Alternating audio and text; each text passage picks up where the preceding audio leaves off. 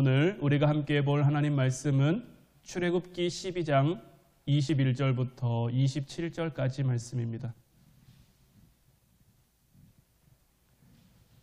출애굽기 12장 21절부터 27절까지 말씀, 우리 다 같이 한 목소리로 말씀 보도록 하겠습니다. 모세가 이스라엘 모든 장로를 불러서 그들에게 이르되 너희는 나가서 너희의 가족대로 어린 양을 택하여 유월절 양으로 잡고 우슬초 묶음을 가져다가 그릇에 담은 피에 적셔서 그 피를 문 임방과 좌우 설주에 뿌리고 아침까지 한 사람도 자기 집 문 밖에 나가지 말라. 여호와께서 애굽 사람들에게 재앙을 내리려고 지나가실 때에 문 임방과 좌우 문설주의 피를 보시면 여호와께서 그 문을 넘으시고 멸하는 자에게 너희 집에 들어가서 너희를 치지 못하게 하실 것임이니라. 너희는 이 일을 규례로 삼아 너희와 너희 자손이 영원히 지킬 것이니 너희는 여호와께서 허락하신 대로 너희에게 주시는 땅에 이를 때에 이 예식을 지킬 것이라. 이후에 너희의 자녀가 묻기를 이 예식이 무슨 뜻이냐 하거든 너희는 이르기를 이는 여호와의 유월절 제사라. 여호와께서 애굽 사람에게 재앙을 내리실 때에 애굽에 있는 이스라엘 자손의 집을 넘으사 우리의 집을 구원하셨느니라 하라 하매 백성이 머리 숙여 경배하니라. 아멘. 할렐루야. 오늘 이 시간에는 우리를 보호하는 어린 양의 피라는 제목 가지고 우리가 함께 말씀 나눌 때에 하나님의 크신 은혜가 여러분들 가운데 충만히 임하기를 주님의 이름으로 축원해 드립니다. 지난주에는 제가 코로나에 걸리는 바람에 이 자리에 서지 못하고 영상으로 여러분들을 만났었는데 그렇게 예배드리는 것도 참 감사했지만 이렇게 여러분들과 마주해서 예배드리는 이 시간이 얼마나 귀하고 또 소중하고 감사한지를 다시 한번 느끼는 그런 시간들이었던 것 같아요. 여러분들도 하나님과 더욱 함께 하기를 힘쓰실 수 있기를 주님의 이름으로 축원해 드립니다. 우리가 지난 시간에도 이 부분을 함께 나눴었죠. 여호와의 유월절, 어린 양의 보혈이 우리에게 어떻게 작용하는지. 오늘 이 시간에는 조금 더 그 부분을 함께 나누어 보길 원하는데 오늘 본문 22절 말씀을 보면 우슬초 묶음을 가져다가 그릇에 담은 피에 적셔서 그 피를 문 임방과 좌우 설주에 뿌리고 아침까지 한 사람도 자기 집 문 밖에 나가지 말라. 모세는 이스라엘 백성들에게 아침까지 한 사람도 자기 집 문 밖으로 나가지 말 것을 당부합니다. 아침까지 한 사람도 집 밖으로 나가서 안 되는 이유는 다른 데 있는 것이 아니라 오직 어린 양의 피 안에 그들이 있을 때 그들이 안전할 수 있기 때문에 모세가 이와 같은 명령을 내린 거죠. 예수님의 피 흘림이 없이는 그 피의 능력을 믿는 그 믿음 안에 거하지 않고는 우리 또한 이 세상을 살아가는 동안 결코 안전할 수 없는 거예요. 지금 죽음의 사자가 그들을 향해 점점 다가오고 있죠.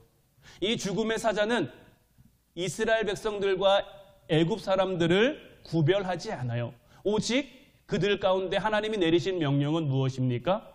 집 문설주에 어린 양의 피를 바른 집은 넘어가되 그렇지 않은 집에는 죽음의 사자가 임하도록 하는 것.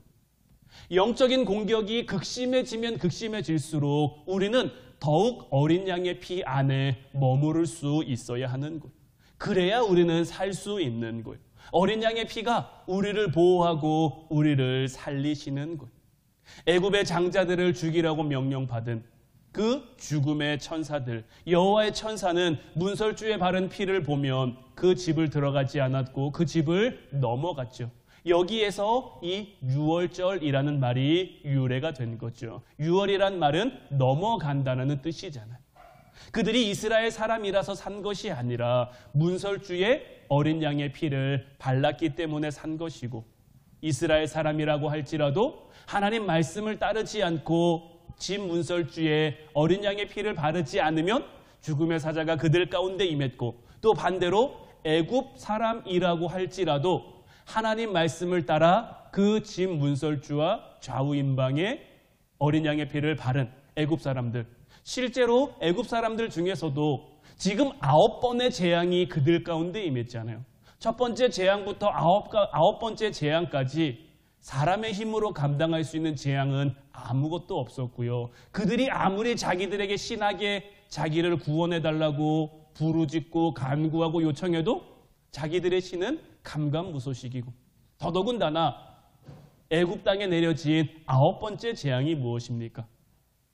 흑암이 그들 가운데 임하는 거잖아요. 애굽이 가장 열정적으로 열심히 믿었던 종교가 무엇입니까? 태양신을 믿는. 우리가 왜 이집트의 왕을 파라오라고 하잖아요. 파라오. 이 파라오라는 것이 태양의 아들이라는 뜻인 거예요. 그래서 애굽은 이 왕이 왕권과 신권을 같이 쥐고 있었거든요. 그런데 그들이 섬기는 태양이 그들 가운데 임하지 못한 거예요. 무려 3일 동안이나 그들 가운데 흑암이 임했고요. 그런데 이 흑암이 온 땅에 다 임한 것이 아니라 이스라엘 사람들이 머무는 고센 땅에는 임하지 않았죠. 다른 8번째 재앙까지도 애굽 사람들에게는 참 충격이고 놀라운 일이었지만, 특별히 이 9번째 재앙은 그들이 감히 감당할 수 있을 만한 그런 재앙이 아닌 거예요. 그들이 믿고 섬기고 따르는 태양신이 더 이상 자기를 지키지 못하는구나, 자기들을 보호하지 못하는구나. 그래서 10번째 재앙이 그들에게 임한다고 경고했을 때 모세의 말을 듣고 무서워하고 두려운 사람이 굉장히 많았어요. 그래서 애굽 사람들 중에서도 실제로 모세의 말대로 어린 양의 피를 이스라엘 사람들이 하는 것처럼 흉내내서 그 문설주에 바른 사람들이 있었고, 또 하나님께서는 그렇게 했다고 할지라도 그 애굽 사람들이 문설주에 피를 발랐을 때 그 집을 넘어가는 하나님의 역사하심을 보여주셨어요. 이를 통해 우리가 알 수 있는 것이 무엇입니까? 중요한 것은 어떤 육체적인 혈통이나 개인적 능력이 아니라 어린 양의 피를 의지하느냐, 의지하지 않느냐, 이것이 가장 중요한 것. 이것은 이성적으로 이해하거나 설명할 수 없는 그러한 일이죠.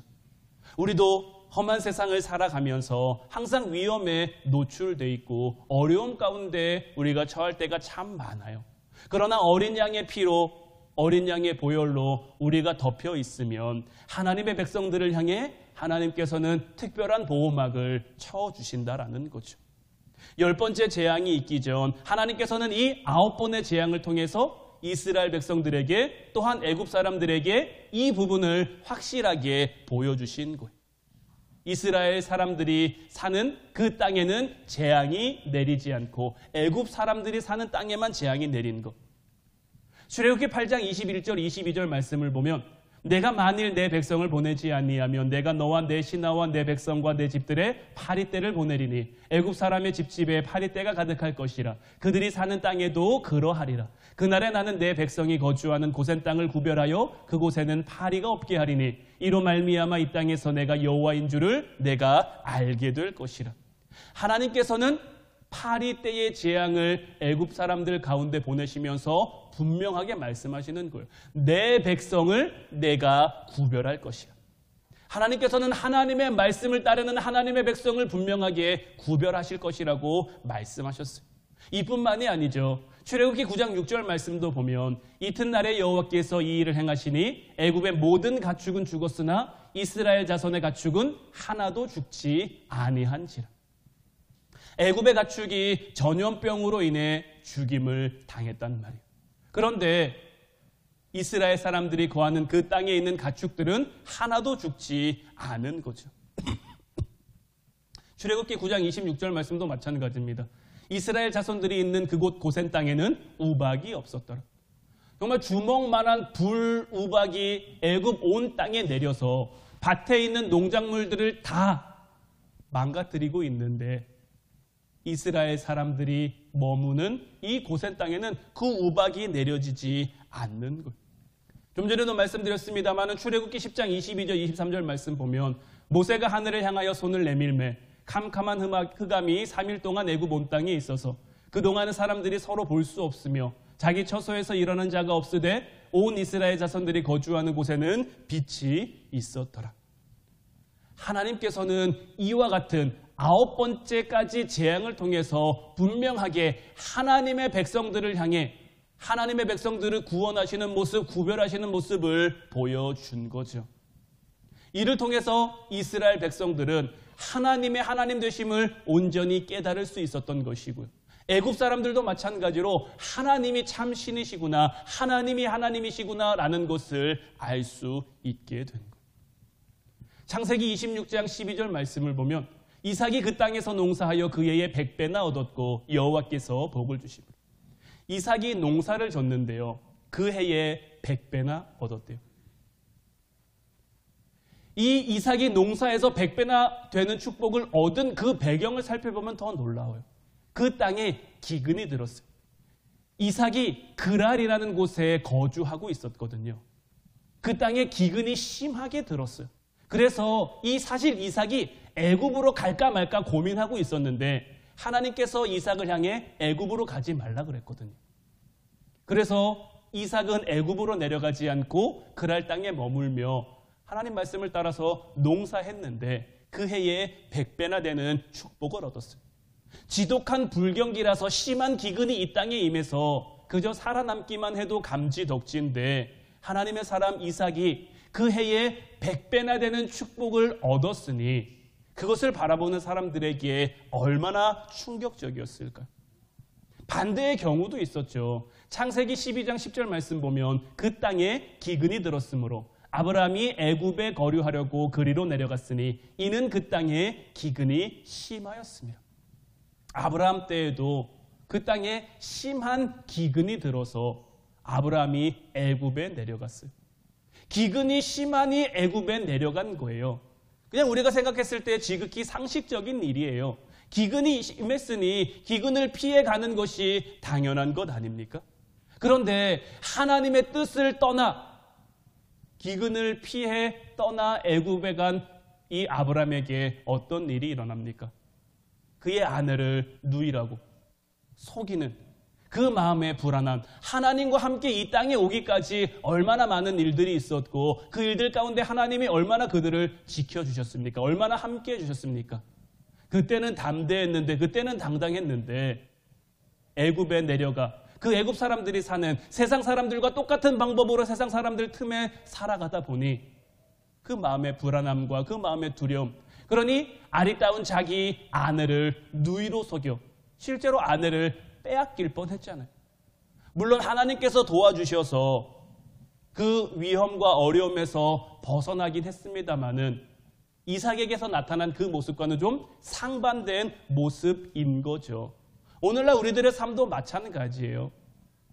여러 가지 우리 삶 가운데 주어지는 환경들 속에서, 상황들 속에서 우리가 생각하는 지극히 상식적인 일들, 아무렇지도 않은 그러한 일들이 혹 하나님의 뜻을 벗어나는 거라면, 하나님의 말씀에 위배되는 거라면 우리는 그 자리를 박차고 나올 수 있어야 되는, 그 자리를 떠날 수 있어야 되는 거예요. 하나님의 뜻 가운데 우리는 머물 수 있어야 하는 거예요. 왜냐하면 하나님의 사람은 하나님이 지키시는 거예요. 하나님의 사람은 하나님이 하나님의 방법으로 지키시는 거예요. 애굽 온 땅에 정말 말로 설명할 수 없는, 사람이 감히 감당할 수 없는 9가지 재앙이 임했지만 하나님은 하나님의 사람들, 하나님의 백성들을 구별하여 지키셨어요. 그리고는 마지막 10번째 재앙을 준비하셨어요. 오늘 본문 24절로 27절까지 말씀을 다시 보면 너희는 이 일을 규례로 삼아 너희와 너희 자손이 영원히 지킬 것이니 너희는 여호와께서 허락하신 대로 너희에게 주시는 땅에 이를 때에 이 예식을 지킬 것이라. 이후에 너희의 자녀가 묻기를 이 예식이 무슨 뜻이니 하거든 너희는 이르기를 이는 여호와의 유월절 제사라. 여호와께서 애굽 사람들에게 재앙을 내리실 때에 애굽에 있는 이스라엘 자손의 집을 넘으사 우리의 집을 구원하셨음이라 하라매 백성이 머리 숙여 경배하니라. 이 유월절의 기본 정신은 무죄한 어린 양의 피 흘림이 없이는 죄 사함이 없다라는 것. 그러면 결코 죽음을 피할 수 없다라는 거죠. 하나님께서는 이스라엘 백성들이 지금 이 순간 유월절을 지키고 있지만 그들이 머리 숙여 경배하며 하나님이 모세를 통해서 주신 말씀에 순종했지만 지금 이 순간만 이것을 지키고 기념할 것이 아니라 출애굽 이후에도 이들이 하나님이 약속하신 그 약속의 땅에 들어가 살 때도 이 유월절 어린 양의 보혈의 그 메시지를 그 가슴에 품고 살아가기를 원하신 거죠. 그래서 이 일을 규례로 삼아서 영원히 지키라고 하신 거예요. 예수님이 우리에게 주신 그 복음의 핵심은 무엇입니까? 예수님의 십자가 보혈로만 우리가 구원을 받을 수 있다는 거죠. 예수님의 그 십자가 보혈로 인해 우리가 죄사함을 받았다라는 것. 우리는 오직 그 보혈의 공로를 믿는 믿음으로 이 땅을 살아가는 것. 우리는 예수님의 보혈에 우리 믿음의 중심을 두고 살아갈 수 있어야 하는 거죠.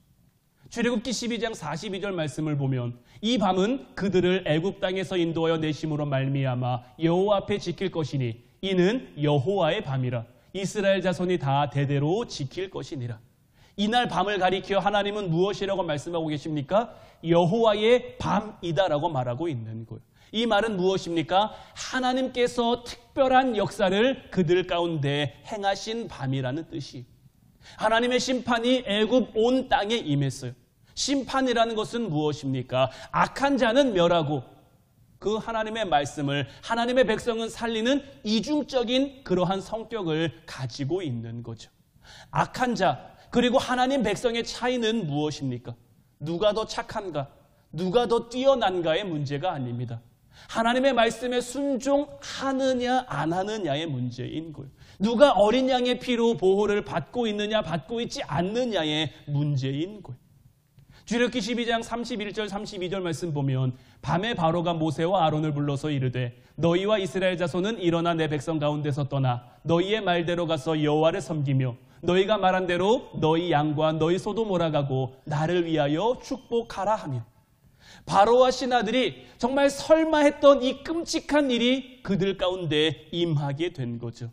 자기의 장자들이 다 죽었어요. 처음 난 것들이 다 죽었단 말이에요. 이 끔찍한 일이 그들 가운데 벌어지니 이제 이들이 제정신이 아닌 거죠. 이 무서운 이스라엘 백성들을 잠시라도 자기들 곁에 두고 싶지 않은 거예요. 그래서 밤에 급하게 모세와 아론을 불러서 너희의 말대로 너희가 떠나라는 거예요. 가서 너희가 하고 싶은 대로 여호와를 섬기고 너희가 말한 대로 양과 소도 몰아가고 나를 위해 축복하라고 말하고 있는 거죠. 이는 바로의 무조건적인 항복을 의미하고 있는 거예요.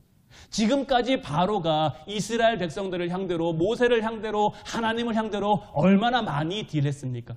너희가 가긴 가되 남자들만 갔다 와라. 너희가 가긴 가되 소와 양은 두고 가라. 이렇게 해라 저렇게 해라. 바로가 하나님이 내리신 그 재앙 가운데 뒤로 물러서는 모습은 보였지만 단 한 번도 이렇게 두 손 번쩍 드는 그런 항복을 한 적이 없단 말이에요. 하지만 하나님께서는 이 10번째 유월절 재앙을 통해서 그들에게 분명히 보여주신 거죠. 하나님의 뜻에 거역하거나 하나님의 뜻을 회방하는 자는 결국 끔찍한 대가를 치르게 돼 있는 것이고요. 결국 항복할 수밖에 없는 것. 그 어떤 권세도 하나님의 뜻을 거스를 수 있는 것은 아무것도 없는 거예요. 거기에 지금 바로는 한술 더 떠서 무엇을 말하고 있습니까? 나를 위해 축복해 달라는 거예요. 여러분들, 모세가 처음 바로 앞에 섰을 때 바로의 마음은 어땠을까요? 모세, 모르는 사람은 아니었을 거예요. 어린 시절 같이 컸으니까, 거짓이죠 같이 자랐으니까 모세를 모르진 않았을 거예요. 하지만 모세가 사람 죽이고 도망한 것, 도망해서 40년 동안 숨어 산 것, 이 바로도 다 알고 있단 말이에요. 도망쳐서 숨어 살던 그 모세가 자기 앞에 섰을 때 이스라엘 백성들을 보내주라고 했을 때 아마 기도 안 찼을 거예요. 뭐 이런 경우가 다 있나 싶었을 거예요. 그런데 첫 번째 재앙이 지나가고 두 번째 재앙이 지나고 9번째 재앙이 지나고 10번째 재앙이 지나면서 이제 바로는 분명히 알 수 있게 되는 거죠. 내가 더 이상 하나님을 막을 수 없구나. 내가 더 이상 하나님을 거스를 수 없구나. 나를 위해 축복해 달라고 얘기하는 거예요. 천하의 바로가 그 당시 정말 세계 가장 강한 나라라고 말할 수 있는 그 애굽의 왕인 바로가 하나님이 얼마나 무서운 분인지를 인정하며 그 하나님이 더 이상 자기를 치지 못하도록 자기를 살려달라고 지금 모세에게 말하고 있는 거예요. 출애굽기 12장 33절 말씀을 보면 애굽 사람들은 말하기를 우리가 다 죽은 자가 되도다 하고 그 백성을 재촉하여 그 땅에서 속히 내보내려 함으로. 이제 애굽의 사람들은 우리가 다 죽은 자가 되었다라고 말하고 있는 거예요. 지금은 장자가 죽었죠. 장자가 죽은 것도 참 슬프고 마음 아픈 일이지만 이스라엘 백성들을 곁에 더 두었다가는 이제 어떤 일이 일어날 것 같은 거예요? 장자들이 죽는 데서 끝난 게 아니라 애굽 온 사람들이 다 몰살당할 수도 있다라는, 이제 자기들이 정말 강한 나라, 강한 왕국인 줄 알았는데, 자기가 섬기는 신이 정말 최고인 줄 알았는데 이제 그보다 더 뛰어난 하나님이 계시다라는 것을 그들이 인정하고 인식하고 있는 거죠. 출애굽기 11장 3절 말씀 보면 여호와께서 그 백성으로 애굽 사람의 은혜를 받게 하셨고 또 그 사람 모세는 애굽 땅에 있는 바로의 신하와 백성의 눈에 아주 위대하게 보였더라. 사실 모세 별 볼 일 없는 사람입니다. 애굽의 왕자로 살았을 때는 뭔가 의기양양하고 뭔가 좀 대단한 그런 사람처럼 보였을 수도 있지만 이제 미디안 광야에서 40년을 사는 동안 정말 힘 잃고 힘 없고 이제 뭐 할 수 있는 것이 없는 그러한 불쌍한 노인에 불과하단 말이에요. 그런데 하나님이 주신 지팡이 들고 하나님이 붙여주신 아론과 함께 바로 앞에 섰고 하나님의 능력, 하나님의 권위로 말미암아 그들 가운데 말하고 하나님의 능력을 보이니 이제 이 모세가 그들 가운데 어떻게 보입니까? 아주 위대하게 보이고 있는 거죠. 낮은 모세의 모습이지만 하나님의 뜻대로 하나님의 말씀대로 모세도 바로 앞에 서면서 얼마나 두려웠을까. 모세가 할 수만 있는 대로 그 자리를 피하고 싶었잖아요. 왜냐하면 자기 한번 실패하고 자기 한번 그 나라에서 도망왔으니까 다시 돌아가고 싶은 마음이 없단 말이에요. 아픈 기억, 아픈 상처를 다시 끄집어내고 싶은 마음이 이 모세에게 없었단 말이에요.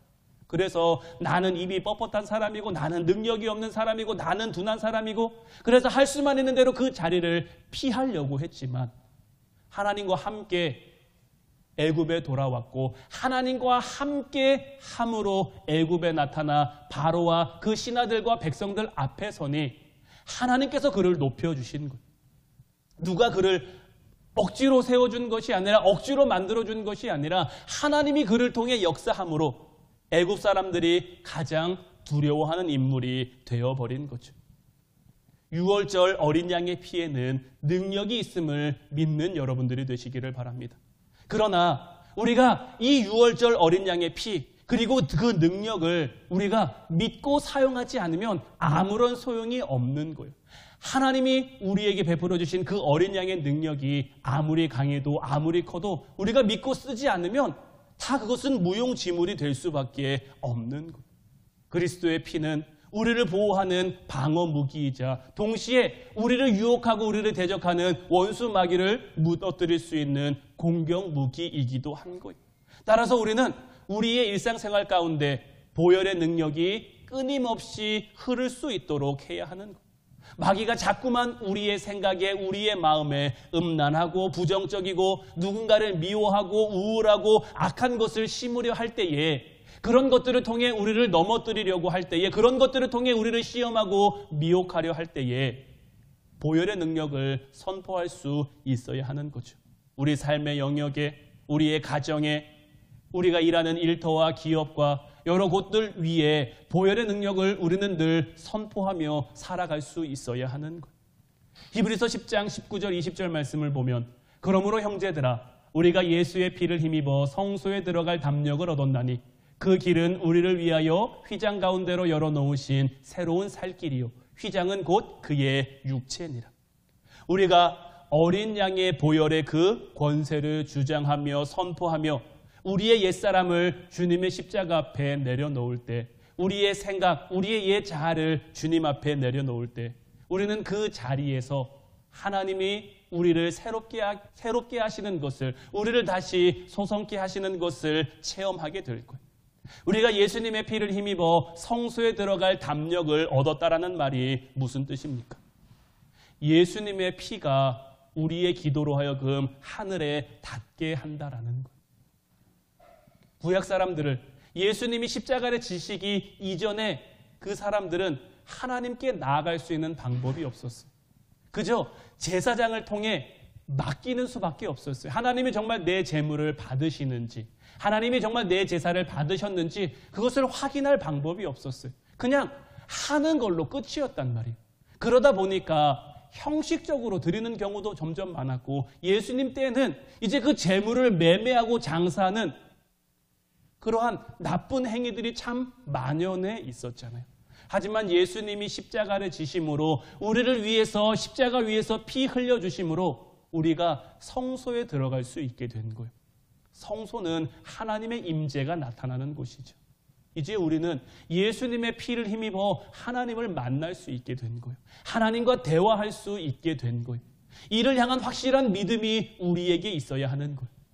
우리가 기도할 때 하나님이 정말 내 기도를 들으신다라는 그 확신, 예수님이 우리를 위해서 흘려주신 그 보혈의 피로 말미암아 우리의 기도가 하늘 보좌에 닿고, 지금 우리가 하나님을 이렇게 자리에 모여서 함께 예배하고 있는데, 우리의 예배가 그냥 드려지는 예배가 되는 것이 아니라 하나님이 함께 하시고 하나님이 임재하시고 하나님이 받으시는 그 예배가 된다라는 거죠. 그러므로 우리는 형식적이고 무덤덤하게 드렸던 우리 옛사람의 기도, 옛사람의 예배를 이제는 내려놓을 수 있어야 하는 것. 보혈의 자리로 나아갈 수 있어야 하는 것. 보혈을 지나 하나님 품으로, 보혈을 지나 아버지 품으로 우리는 나아갈 수 있어야 하는 거예요. 그러면 그 존귀한 주님의 보혈이 우리를 새롭게 하시는 거죠. 우리를 다시 살리시는 거죠. 우리를 새롭게 하시고 우리를 온전하게 하시는 그 보혈을 통해서 하나님 우리를 지키시고 하나님 우리를 함께 하시는 거죠. 애굽에 430년 동안 노예로 살고 있던 이스라엘 백성들, 하나님을 잃어버렸었어요. 하나님을 찾지 못했었어요. 하지만 하나님께서는 그들을 기억하고 계셨고, 하나님께서는 그들과 함께 해주셨고, 하나님의 함께 하심이 이스라엘 백성들에게 나타나니 그 첫 번째 재앙부터 9가지 재앙들 가운데 하나님의 백성으로 구별될 수 있었고요. 이제 10번째 재앙을 통해서 하나님 말씀에 순종하며 어린 양의 보혈을, 어린 양의 피를 그 집 좌우 문설주에 발랐더니 하나님의 함께 하심과 하나님의 역사하심을 그들이 느낄 수 있었던 것처럼, 그래서 담대히 출애굽을 하고 광야의 여정을 거쳐 약속의 땅인 하나님이 그들에게 주신 젖과 꿀이 흐르는 가나안 땅에 들어갈 수 있었던 것처럼, 이제 우리도 우리의 삶 가운데 하나님의 함께 하심을 깨닫는 여러분들이 되시기를 바라요. 하나님은 언제나 우리와 함께 하길 원해요. 하나님은 언제나 우리를 지키시고 보호하시길 원해요. 그런데 그 하나님께서 우리를 지키시기 위해, 우리를 보호하시기 위해 우리에게 무엇을 주셨습니까? 어린 양의 보혈의 피를 우리에게 주신 것. 이제 그 피를 힘입어 살아가는 저와 여러분들 될 수 있기를 주님의 이름으로 축원해 드립니다. 우리가 그 보혈의 힘을 의지하며 누리며 믿으며 살아갈 때 우리에게 정말 우리가 지금껏 알지 못했던, 누리지 못했던 전혀 새로운 차원의 그 힘과 능력을 우리에게 주실 줄로 믿어요. 이제 그 능력을 믿고, 이제 그 능력을 의지하고, 그 능력을 누리며 사용하며 살아가는 우리 화운 성도들이 다 될 수 있기를 주님의 이름으로 축원해 드립니다. 기도하겠습니다.